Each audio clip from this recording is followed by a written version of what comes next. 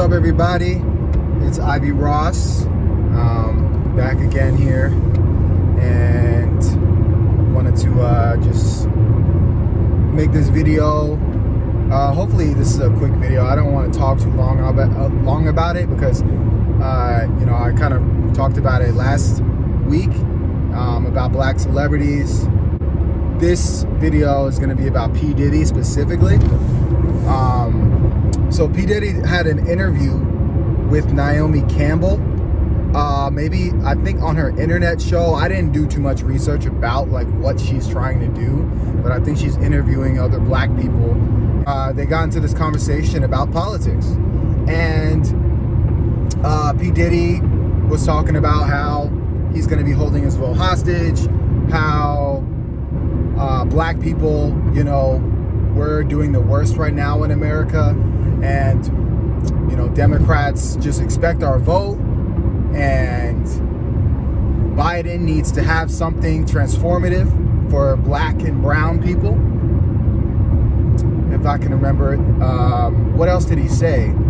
He said a lot of things, but at the same time, he sounded like he was reading off of a teleprompter, like a screen, and he sounded drunk, like he was like, we gotta make some promises. They gotta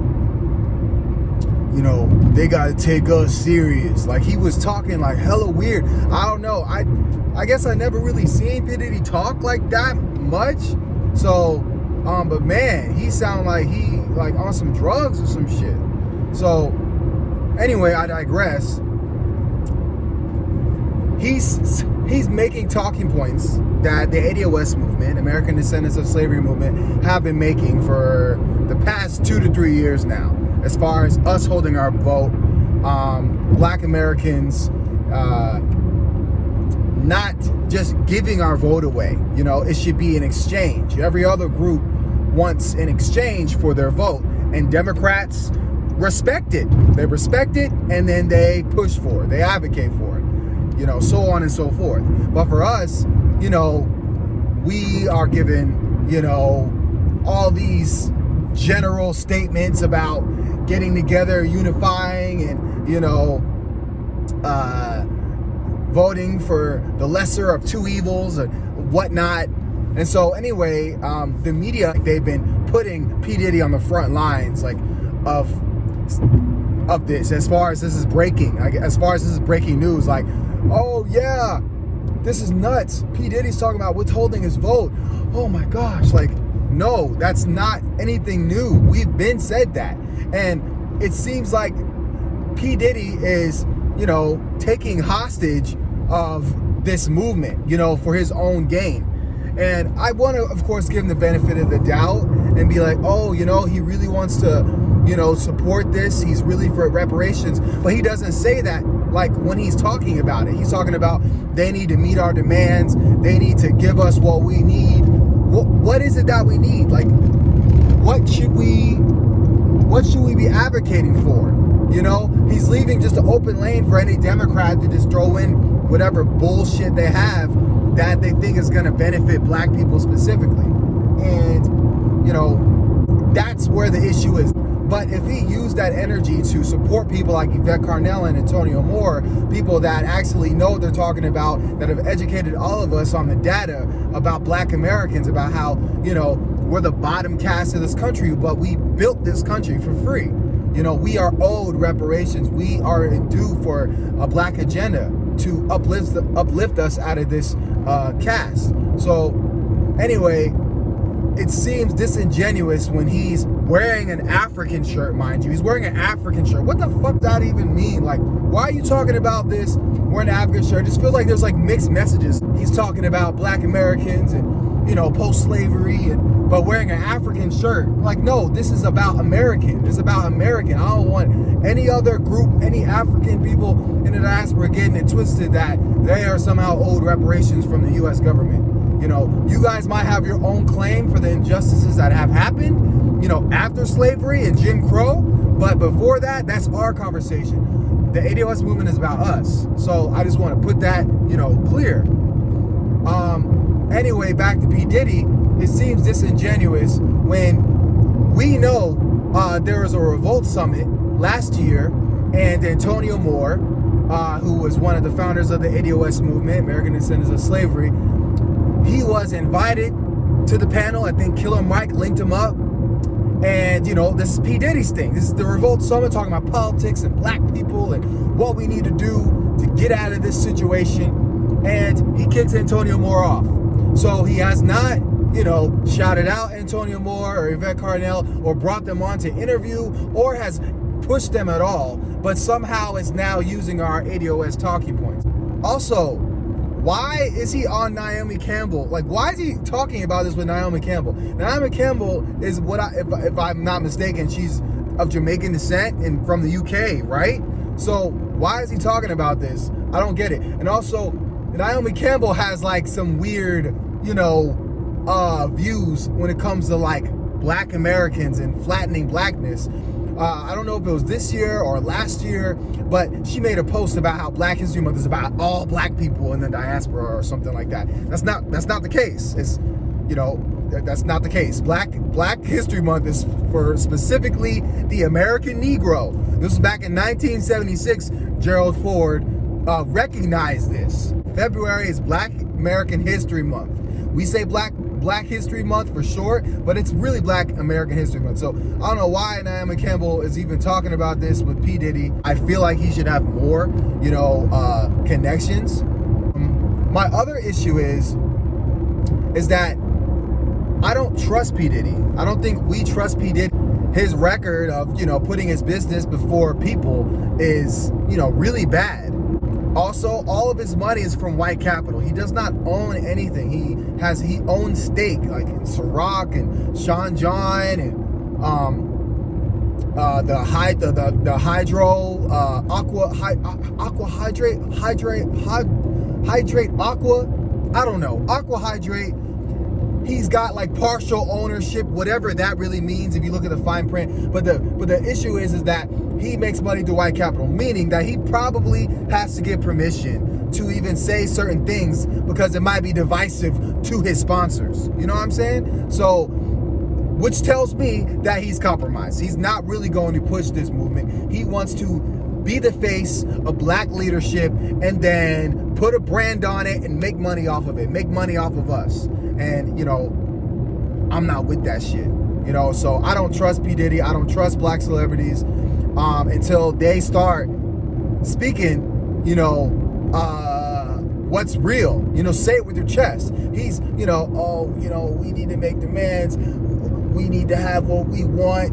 Our vote is not for free. What are our demands? How do you expect them, these politicians that we don't trust, to respect us if we don't tell them what we demand? We're just saying, oh, my vote, I'm withholding my vote if needed to.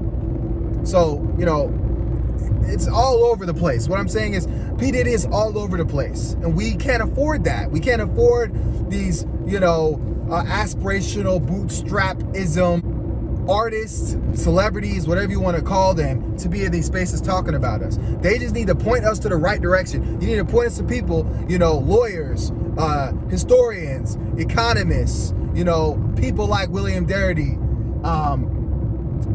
people that I don't want to mess up their names, but they're out there, and you as a celebrity, you made your money respectfully doing what you needed to do. You need to point us to the right direction, to people that like we should listen to, we should respect, so on and so forth. So I don't want to completely beat up P Diddy. His heart could be in the right place. You know, I feel like his ancestors, like his spirits, like, you know, in his body's telling him, man, like something ain't right, like something's wrong. Like I feel like his ancestors are like digging at him right now, but he's so like, you know, distracted by money and white supremacy, or benefiting from white supremacy, he can't think straight. But I think his heart wants to be in a better place. I'm gonna give him the benefit of the doubt. Still, this is what he needs to say. He needs to acknowledge, he needs to say, look, the Democrats and the Republicans have a horrible track record with black people, a horrible track record with black people. Black people are sick and tired of being used and abused on our vote.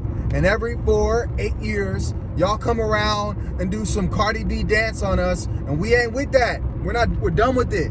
We need policies. We need policies. We feel bamboozled after 8 years of Obama, and nothing was done to transform the lives of black people.